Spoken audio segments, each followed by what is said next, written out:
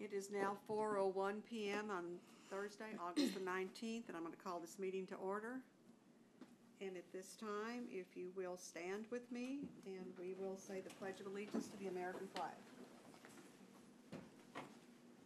I pledge allegiance to the flag of the United States of America and to the republic for which it stands, one nation under God, indivisible, with liberty and justice for all.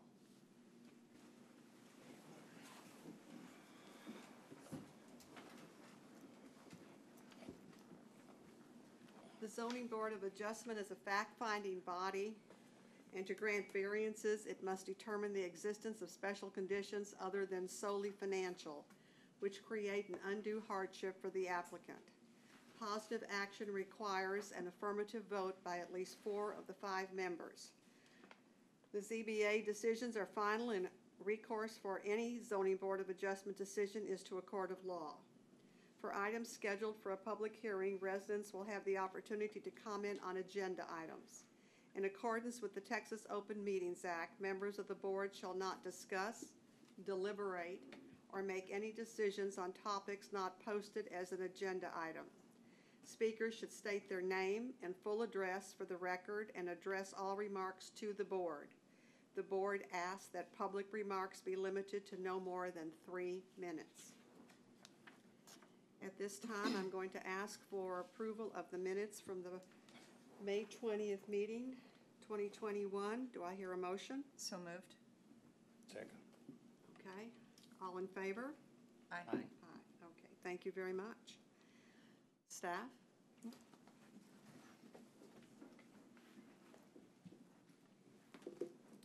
All right. Chair, I think we're ready to read the next agenda item. Okay. Public hearing. Consider a request for a variance to the zoning ordinance section 118-427 to reduce the required side building setback for the Evcon subdivision, Block 56, Lot 3, located at 5002 South Street. All right, thank you, Chair. Elena Chafin, City Planner. As stated, the subject property is located at 5002 South Street. The applicant is requesting a variance of approximately 12 feet and 5 inches to the required 20-foot side yard building setback for the existing building highlighted in blue on your screen.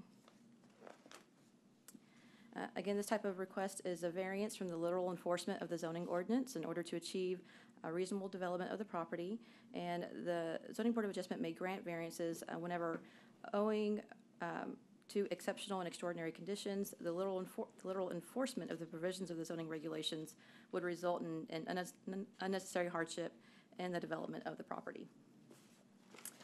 The application, again, is requesting a variance to zoning ordinance section 118-427, district development standards. This section of the zoning ordinance outlines the building setbacks for each zoning district. The specific variance being requested is to the side yard building setback for properties that have an I2 heavy industrial zoning designation, which is a minimum of 20 feet. We've highlighted that in yellow on your screen.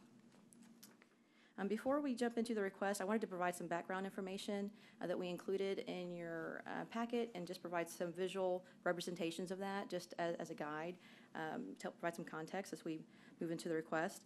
So the city does provide exceptions to building setbacks for single unified developments.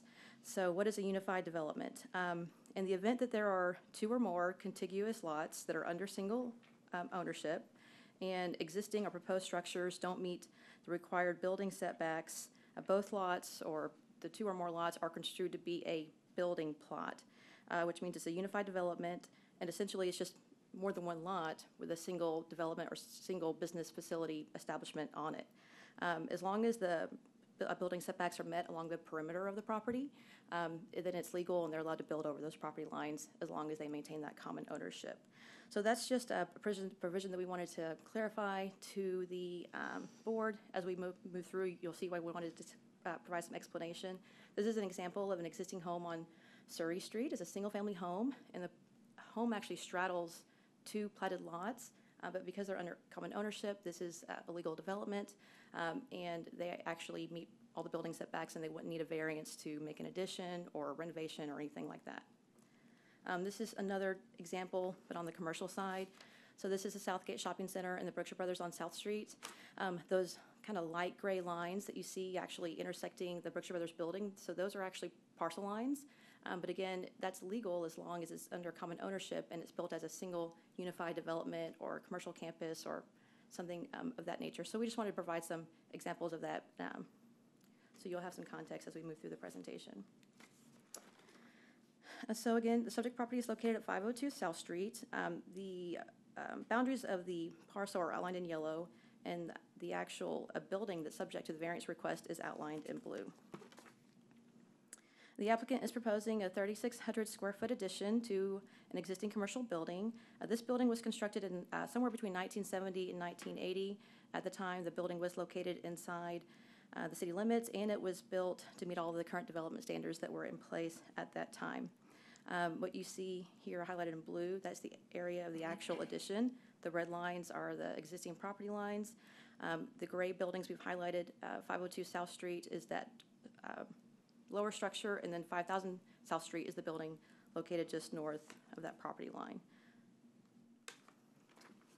The property was subdivided in 1994 with the subject building and the adjacent building to the north being 5,000 South Street, both being completely located within the boundaries of Lot 2 of the Evcon subdivision.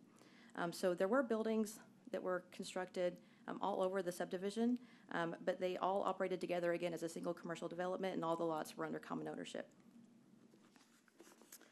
The property was then re-subdivided in January of 2016, which amended the boundaries of Lot 2 and 3 from the previous subdivision in such a way that the subject building was actually located on a separate lot, and we'll show you that in just a minute. We provided an outline of the actual subject building highlighted in blue.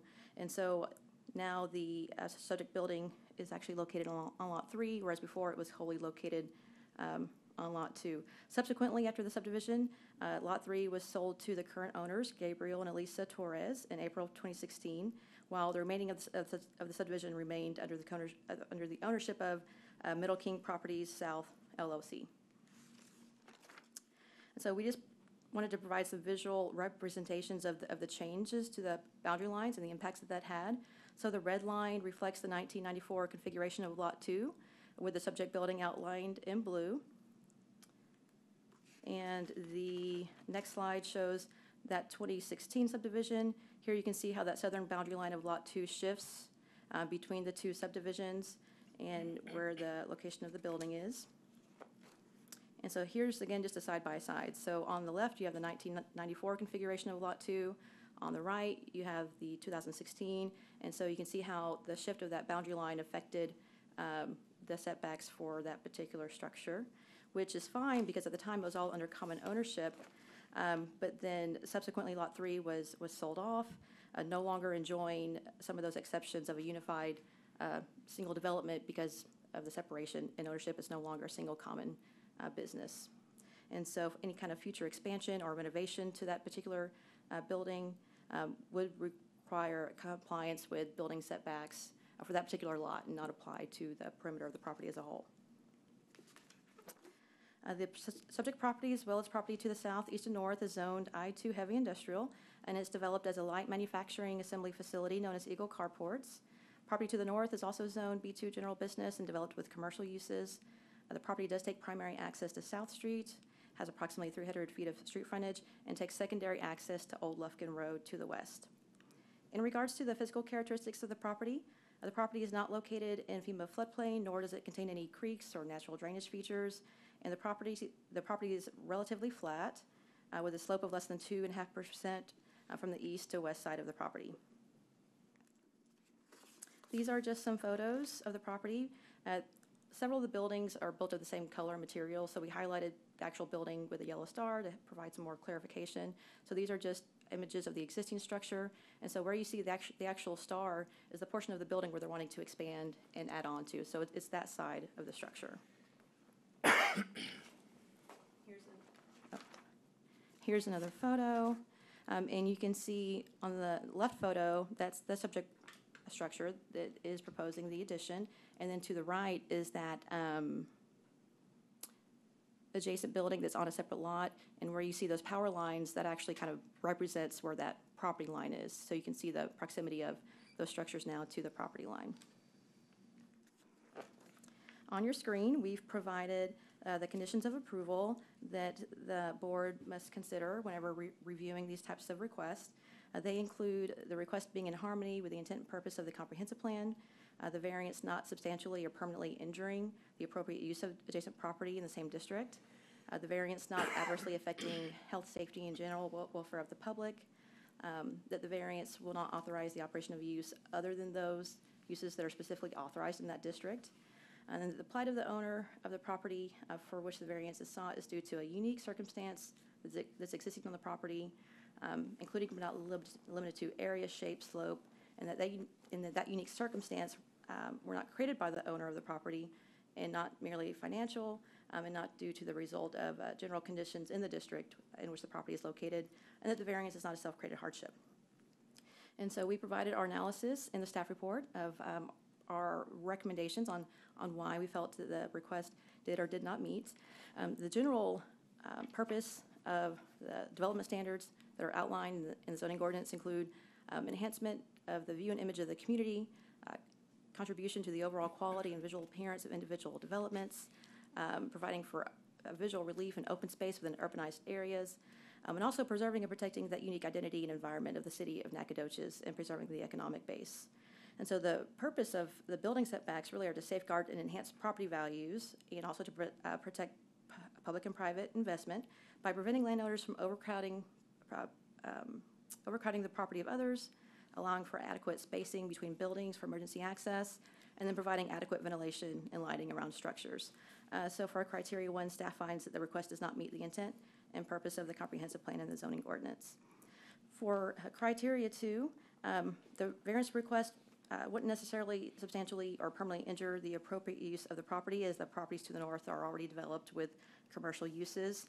The property to the south is also zoned industrial and is developed with a retail use, and the property is bound on the east and west by public streets. So the granting of the variance would not affect the ability of the adjacent properties to develop in the future.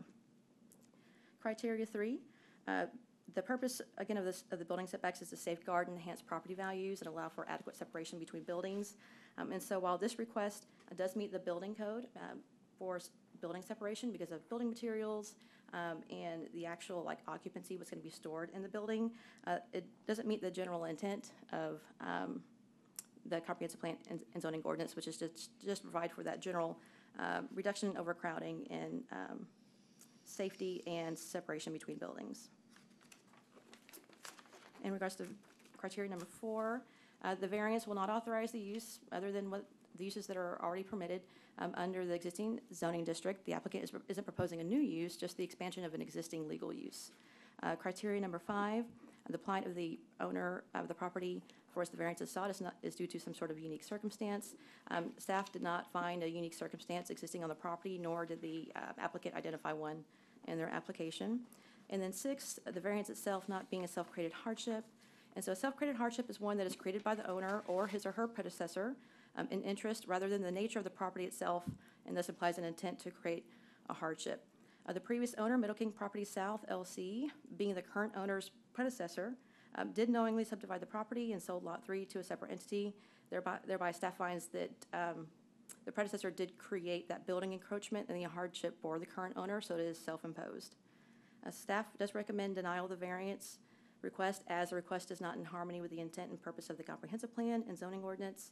We find that no special conditions of the property have been identified that has resulted in a hardship, and the variance itself is a self-created hardship. We did send out 8 notices to property owners within the 200-foot notification area. And at the time of the report, in this presentation, we haven't received any contacts. We do have one of those residents who are in attendance. I think they'd like to ask some questions. And the applicant is also in attendance, and I think they'd like to address the board before we open up the public hearing. So with that, I'll conclude my presentation, and I'll open it up for any questions from the board. I know I went through that fairly quickly, so I'd love to go back and go through it in more detail, different elements if you like. But I've got a question. On the photograph, the power lines are running through. Is that going to be an issue? It looks like there's transformers, and the new building would block those transformers. So that, where you see that star, that building is really gonna be coming south, like towards South Street. And so the expansion isn't more towards the property line, it's actually just a straight projection towards South Street. And so those, and I can let the applicant speak to that as well, but those transformers, I believe, will be relocated. And would you like to address? Yeah. And so I'm gonna let the applicant provide some more explanation and detail on your question.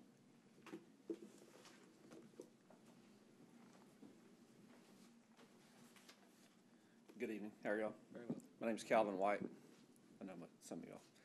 In specific response to that particular question regarding the power lines and the transformers, there's a point of use meter from Encore. So 2 of those poles are actually owned by Eagle Carports. So we can relocate them without Encore's permission, but obviously the building addition would require that we relocate them. In the application, we did state that the only effect to the adjacent property would be that we would have to reestablish electrical service to that north property. Okay. I noticed another thing. I drove by, and there looks to be a wall. Are the 2 buildings connected currently? Yes, sir. And how is that?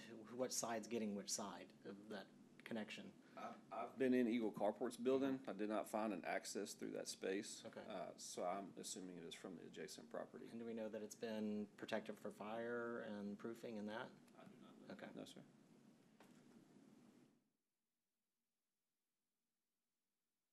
Other questions I have? How close to the street is the building now? I think on our preliminary plan, we showed an approximate dimension. Well, to the property lines, we showed an approximate dimension. What would be the new, I guess what is the current southeast corner is about 95 feet from the current property line. We did not measure, in our preliminary investigation, we did not measure the distance from the corner of the building to, say, edge of pavement of South Street. Okay. But for the project, if the project did move forward, there'd be a complete survey of the project before we did any building planning design.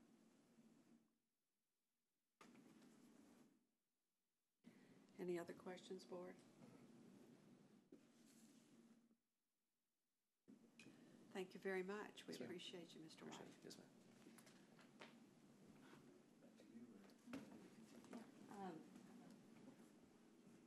So before we open the public hearing, I think Calvin would just like to go through the business proposal in general and the rationale for the expansion. So if I'll step aside at this time and we can call the applicant back to the podium. Thank you very much. Thank you again. Would like to try to refer to the application in general, I guess. We did, in our opinion, we found that in trying to follow the criteria, see if I can get to my own notes. We felt like the variance was in harmony with the City of Nacogdoches comprehensive plan, in that it allowed Eagle Carports to continue to maintain and expand quality job opportunities. It did not modify the current use of the property at all, and it posed no negative impact to the utility infrastructure or to the adjacent property. So we felt like, in some of the language that I was able to find with the current comprehensive plan that's posted on the website, we felt like we were meeting most of those criteria for variance criteria 1. For 2, the addition obviously did not affect the use of the adjacent property. Again, I stated the only modification would be to reestablish electrical service, which in our opinion would be a fairly simple modification. The proposed addition didn't affect the health, safety, or welfare of the public. We felt like this property is being used for the manufacturing, production, and sale of the buildings right now. We're not changing, we're just giving them additional production facility. And we were obviously mindful of setbacks from South Street, keeping in mind the expansion to Interstate 69 expansion. For 4, again, just to reiterate, proposed building addition did not change the building use or the occupancy type. The plight of the owner, as far as a unique circumstance, I feel like there is a unique circumstance in this regard in that the property having been previously unified development was allowed to be replatted, even though as was stated that there's a small portion, but a portion nonetheless, connecting the existing buildings.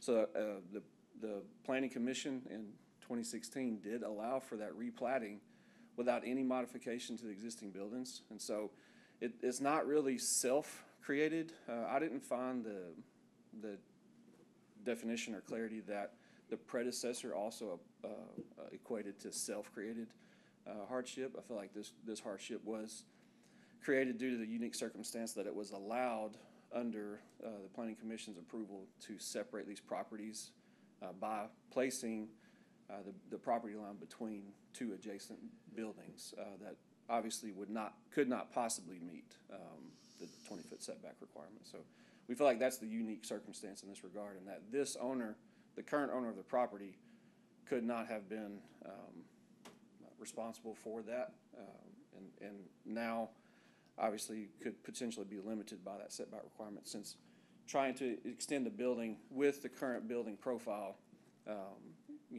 would continue this minimal setback. I'll make the case that a 14-foot setback from an aesthetic perspective does not look that much different from a 20-foot separation between the buildings. I don't think there's very much to be stated there for a visual aesthetic issue. I feel like there's going to be some elements that are going to be cleaned up with this project. Obviously, this gives us an opportunity to kind of present the building with a little bit better finish, a little bit newer finish. We have to be careful not to just drastically be different from the current yellow metal siding of the existing facility. But we felt like on the buildings to the south of that, they made an attempt to kind of dress it up a little bit as a curbside appeal to 69 or 59 South there. We would have the same opportunity here as well. From some of the pictures you can see, there's trees. There's also some tanks that we really don't know what's in the tanks. That would go away and clean that site up as well. Mentioning the power, I feel like reducing the amount of overhead lines that are in that area would kind of clean that up and dress it up a little bit as well to give us opportunity to clean up some of that clutter. Not sure there's anything else that I wanted to touch on.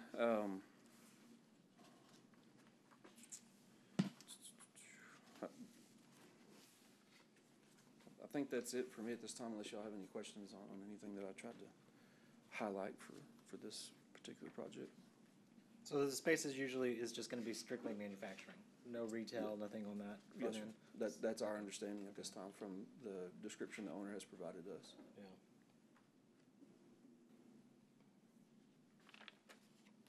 Is there any way to use landscaping to help deter from people driving in and seeing, another big metal building right up on the highway again? It would have to be fairly large landscaping to try to hide that. I think the current eave height of the building is 18 feet, so we're going to be a fairly tall building. As far as other city ordinances, I don't know if this addition would require street trees and that kind of. It will. So. Yes, it will. What assurances do we have as a board that the tanks and the areas that you say don't look very nice would be cleaned up? The tanks in this current screen that's up right now, the tanks are actually within the blue outline of the building, so they will have to go away. Are the tanks underground? They're above ground. Or above ground? There's a concealment fence around them. Oh, okay, all right, I see that, okay, Okay, In the pictures, there's a tree growing through them. The tree's already gone. okay. all right. Just had to kind of see that. All right. All right. Anybody have any questions? Are we hearing from the Eagle Carport's owner as well? No. No? No, Okay. they're out of town. Yes, ma'am. Mr. White, what happens production-wise in this specific building? I don't know in this specific building, which parts and pieces they manufacture specifically, but it's all, their metal building. They don't offer any other, product out of this facility. Right, okay, so I didn't know if it was assembly or actual production of a No, when I was in, particular it was still component. I guess the fabrication. need for the expansion is the question, like, why does the expansion need to happen in this specific structure as opposed to another structure on the property or another location on the property? My understanding is continued expansion of welding fabrication. Gotcha. They're Okay. welding, when I was in there, they have several welding stations set up in the current building in this corner. Understood, thank you. Okay.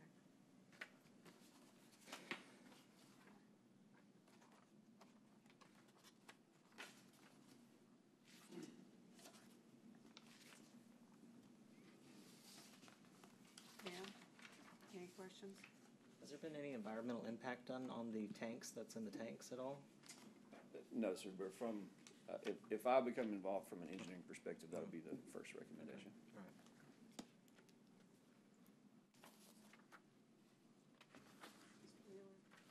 Neither one of you have a question? Okay. Again, thank you. All right, thank y'all. Thank you for your time. I do have a question for Elena again. So do I. You have a question for Elena? Yes. Okay. Hi. Can you detail a little bit more about the green landscaping requirements that would be?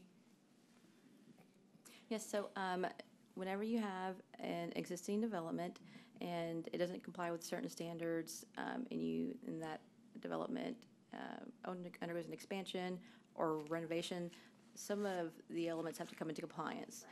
In this regard, the renovation or addition does trigger commercial district landscaping, which essentially is streetscaping along the street frontage. So it's based on the length of your frontage. This property has approximately 306 feet along South Street. And so that would require either 6 trees from our large tree list or 9 small trees. And so a small tree would be considered like a crepe myrtle or something that doesn't grow very tall. A large tree would be like an oak or pine or something of that nature. And there is some flexibility. Those plantings are required to be within between the property line and 35 feet, so that first 35 feet of the property line.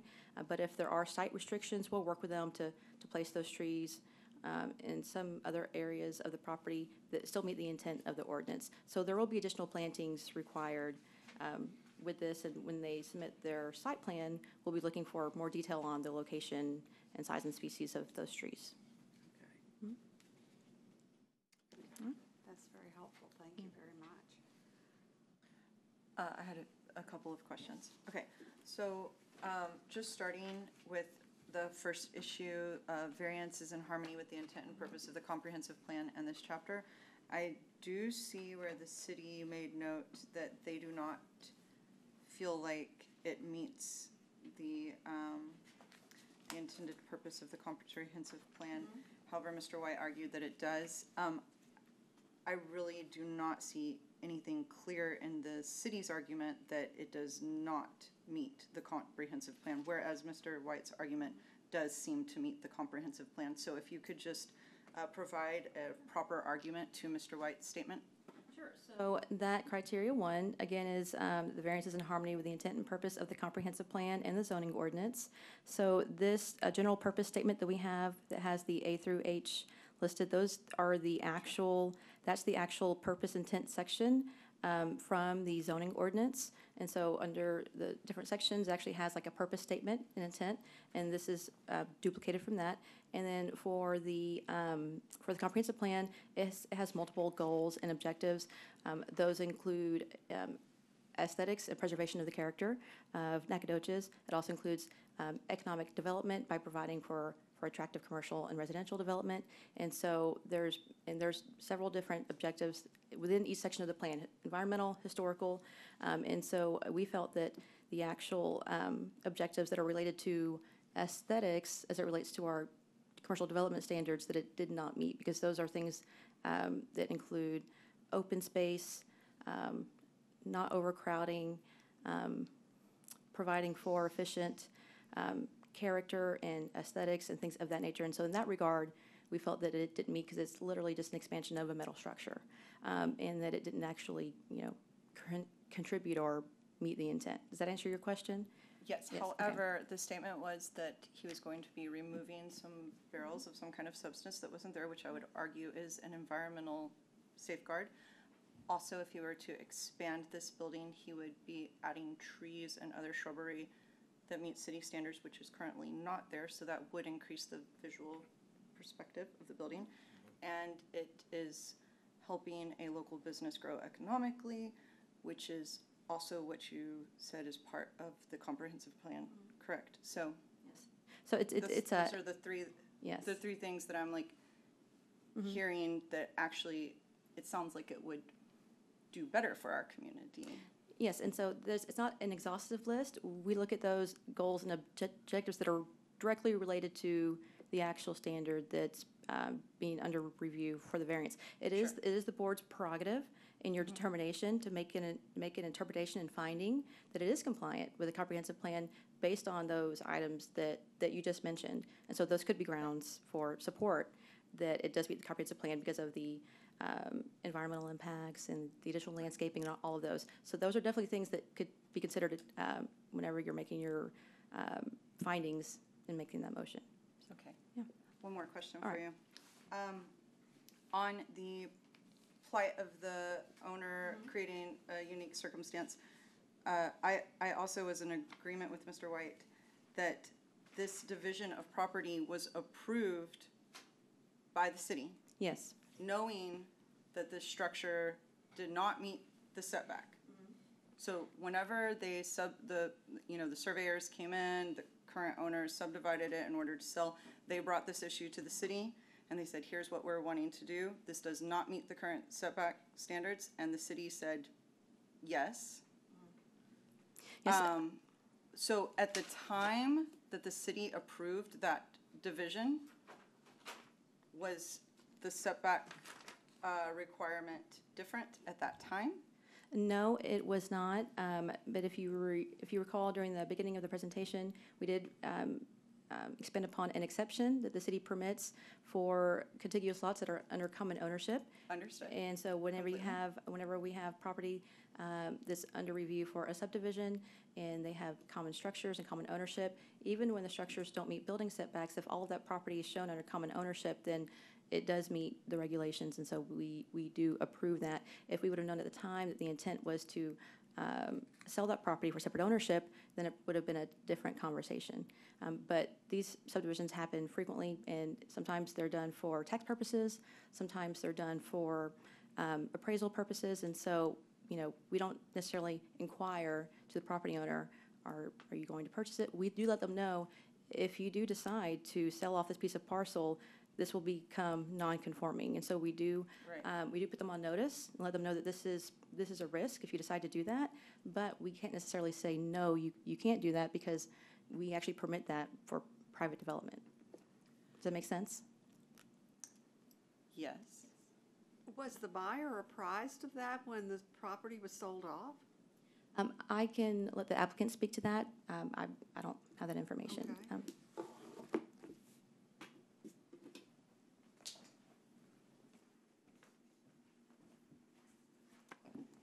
I'm not aware if they were advised as to that particular component of that purchase, so I can't really speak to that element at this time either. Okay, thank you. Yes, ma'am. Thank you.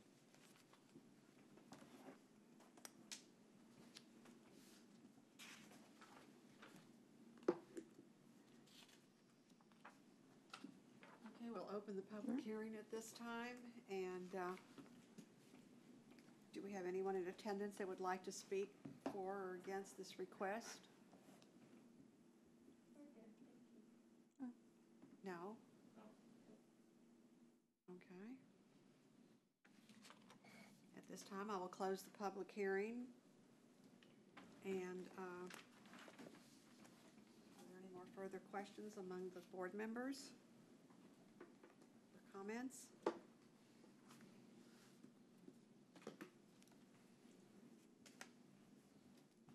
Would you like to do some more review at this point?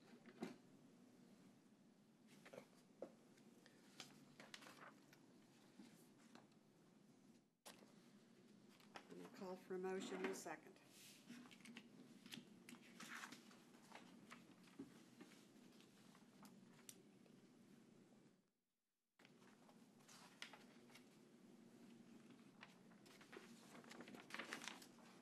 Do I hear a motion?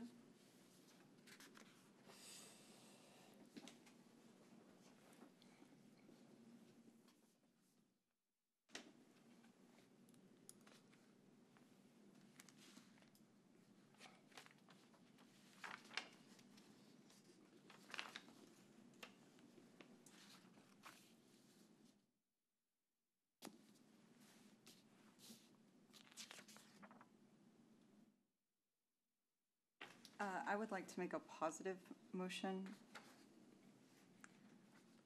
I second that. Do you need detail in that motion? I'm sorry. Yes, ma'am. Will you note that what the motion is for and the Sure. criteria? Yes, ma'am. Okay. I would like to make a positive motion for Eagle Carport's argument that there is, I do not believe, a self-created hardship, and I do believe that they are acting in harmony with the comprehensive plan and zoning ordinance. Second? I third. Ben, did you make the second? Yeah, I second. Okay, good. We have a motion on the floor would you repeat the motion, please?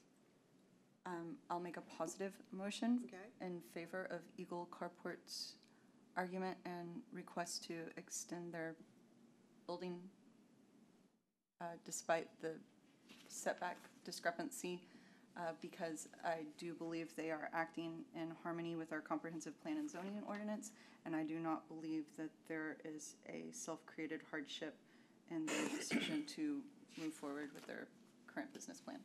Thank you. I'll call for the vote. Is there any discussion? Okay, call for the vote. All those in favor say aye. Aye. Aye. Opposed? Nay. The vote carries.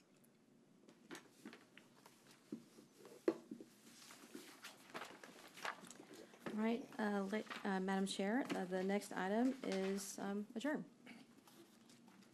Who will adjourn the meeting, please, or do I need to adjourn that? Excuse me. Yeah, just state the current time, and Okay, then we'll it's now adjourn. 4:39 on Thursday, August the 19th, and we stand adjourned. Thank you.